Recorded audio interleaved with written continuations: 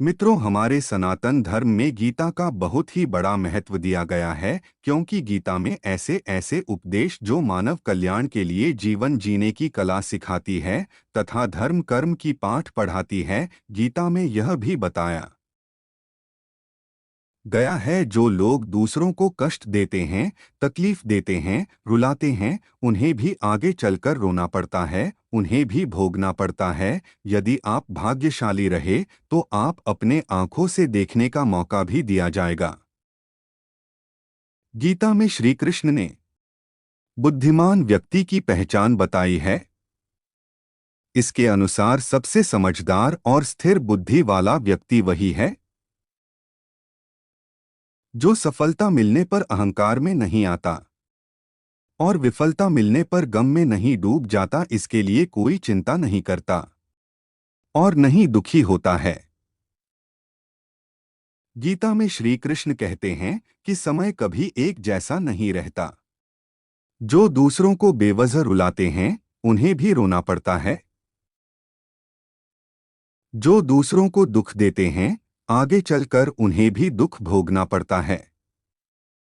ईश्वर की लाठी में आवाज नहीं होती, पर दर्द बहुत तेज होता है, यह सत्य है।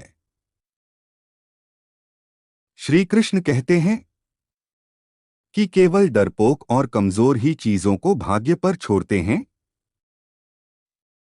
लेकिन जो मजबूत और खुद पर भरोसा करने वाले होते हैं, वे कभी भी नियति या भाग्य पर निर्भर नहीं करते। वह अंत तक प्रयास करते रहते हैं। गीता के अनुसार दिखावे के लिए अच्छा मत बनो, वो परमात्मा आपको बाहर से नहीं बल्कि भीतर से भी जानता है। इसलिए कोई भी बदलाव पूरी तरह से स्वयं के लिए होना चाहिए, ऐसा नहीं कि भीतर से नियत बुरा और बाहर से केवल दिखावा। आप खुश हैं या दुखी, यह दोनों आपके विचारों पर निर्भर है। अगर आप प्रसन्न रहना चाहते हैं तो आप हर हाल में प्रसन्न ही रहेंगे। अगर आप अपने मन में बार बार नकारात्मक विचार लाएंगे तो आप दुखी ही होंगे। विचार ही हर व्यक्ति का शत्रु और मित्र होता है। इसलिए अपने विचारों में सुधार लाएं, हमेशा सकारात्मक विचार लाइए। श्री कृष्ण कहते हैं, किसी के साथ चलने से ना तो कोई खुशी मिलती है और ना ही लक्ष्य। इसलिए मनुष्य को सदैव अपने कर्मों पर विश्वास करते हुए अकेले चलते रहना चाहिए। दूसरों के पीछे पीछे चलने के बजाय अपना लक्ष्य की प्राप्ति के लिए प्रयत्नरत रहे। गीता में श्री कृष्ण ने कर्मयोग, भक्ति योग और ज्ञान योग को ही कल्याण का प्रमुख साधन बताया है।